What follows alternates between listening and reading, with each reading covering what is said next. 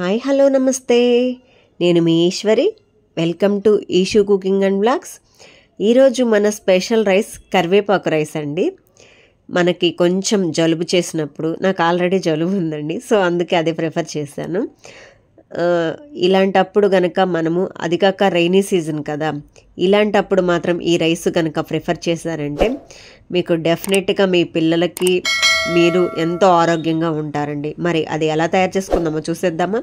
First ఒక 200 grams rice cook చేసేసుకొని, ఈ విధంగా పొడి పొడిగా కుక్ చేసేసుకొని పక్కన పెట్టేసుకుందాం. ఆ తర్వాత స్టవ్ వెలిగించి ప్యాన్ పెట్టేసి ఒక 2 స్పూన్స్ ఆయిల్, 2 స్పూన్స్ చనాదాలు, 2 స్పూన్స్ మినపప్పు, 2 స్పూన్స్ ధనియాలు, ఒక 1 స్పూను జీలకర్ర, ఒక 3-4 ఎండుమిర్చి ఈ విధంగా యాడ్ చేసేసుకొని ఫ్రై చేసుకుందాం. ఆ తర్వాత ఒక 2 స్పూన్స్ కందిపప్పు అండి, ఒక 1 స్పూను మిరియాలు, ఈ విధంగా 1 by 1 యాడ్ చేసుకుంటూ ఫ్రై చేసుకుందాము.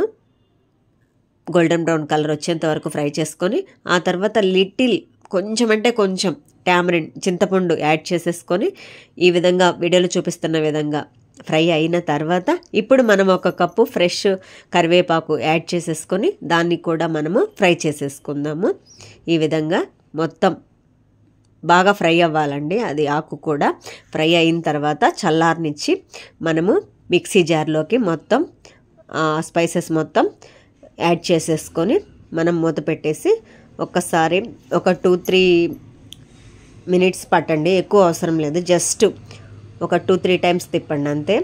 ఇలా కోర్సుగా అవుతుంది, మరీ స్మూత్ ఫైన్ పౌడర్ అవసరం లేదు. ఈ విధంగా చేసేసుకున్న తర్వాత సేమ్ ప్యాన్లో కొంచెం ఆయిల్ వేసేసుకొని 1 స్పూన్ చనాదాలు, 1 స్పూను మినపప్పు, 1 స్పూను జీలకర్ర, 1 స్పూను మస్టర్డ్ సీడ్స్, ఈ విధంగా కరివేపాకు, ఒక 2 స్పూన్లు పల్లీలు యాడ్ చేసేసుకొని వాటిని కూడా ఫ్రై చేసుకున్న తర్వాత ఈ స్టేజ్లో మనము ఫైన్ పౌడర్ చేసేసుకున్నాం కదా కోర్సుగా, ఆ పౌడర్ కూడా యాడ్ చేసేసి ఒక్కసారి 1 minute, జస్ట్ 1 minute ఇలా ఫ్రై చేసుకున్న తర్వాత ఇప్పుడు మనం ఇందాక ఉడికించుకొని పక్కన పెట్టేసుకున్నాం కదా 200 grams రైస్, అది కూడా యాడ్ చేసేసుకొని మొత్తం ఆ పౌడర్ మొత్తం రైస్కి పట్టే విధంగా మొత్తం నిదానంగా కలుపుకుందామండి.